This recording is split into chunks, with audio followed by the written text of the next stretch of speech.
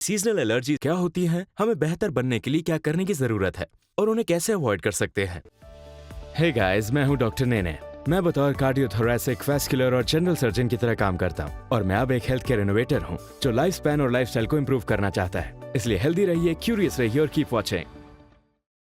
ये सब में होती है। जब आप बाहर जाते हैं तो आपको जो होता है उसे फीवर कहते हैं। ओरिजिनली ये हे फीवर था क्योंकि तब आसपास हे होती थी, पर अब आसपास ये नहीं है।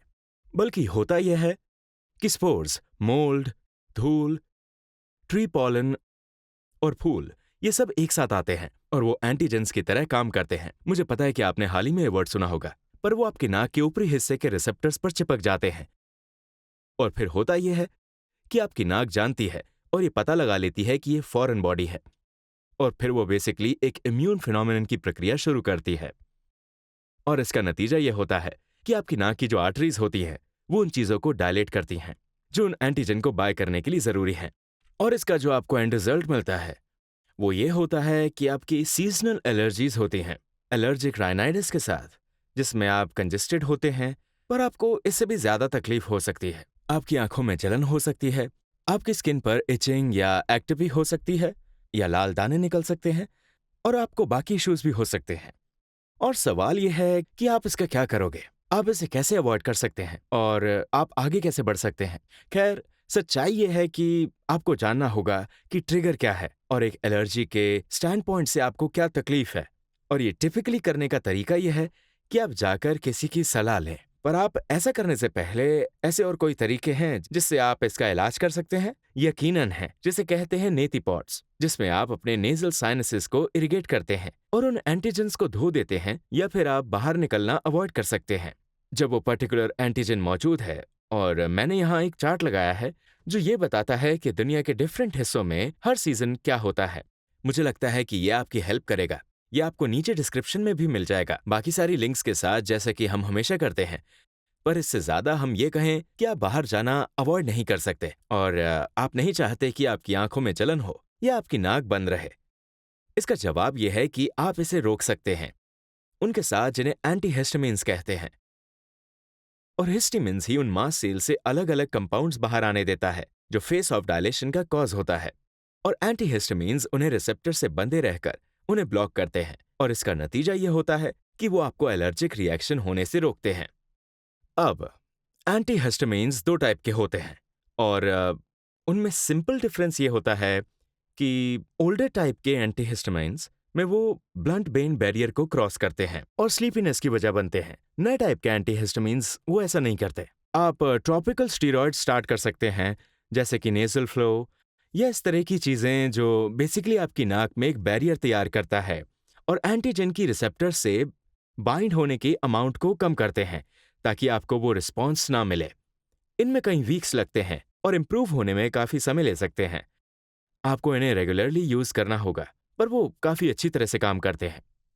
फाइनली, अगर इनमें से कुछ भी हेल्प ना करे और ओवर द काउंटर स्टफ ने अगर आपको ठीक नहीं किया है, तो मैं सजेस्ट करूंगा कि आप जाकर डॉक्टर से मिलिए। और आप ये जल्द से जल्द करना चाहेंगे, वो क्या करेंगे और आप क्या एक्सपेक्ट कर सकते हो। आप जब डॉक्टर से मिलने जाओगे तो उन्हें अपनी पूरी फिजिकल हिस्ट्री बताइए और उन अलग अलग रिएक्शंस के बारे में बात कीजिए कि वो कब और कैसे शुरू हुई। उसके बाद वो एक कॉम्बिनेशन ऑफ टेस्ट करेंगे जिसमें ब्लड टेस्ट होती है या फिर उसमें स्किन एंटीजन टेस्ट होती है, जिसमें वो बेसिकली आपकी स्किन पर एंटीजन लगाते हैं और देखते हैं कि आपको रेडनेस या व्हील डेवलप हो रहा है। और इसके रिस्पॉन्स के आधार पर, जो यूजुअली +1 से +4 होता है, वो ये समझ सकते हैं कि आप उस कंपाउंड से एलर्जिक हो या नहीं। वो बाकी टाइप के एलर्जीज के लिए जो करते हैं ये उससे सिमिलर होता है।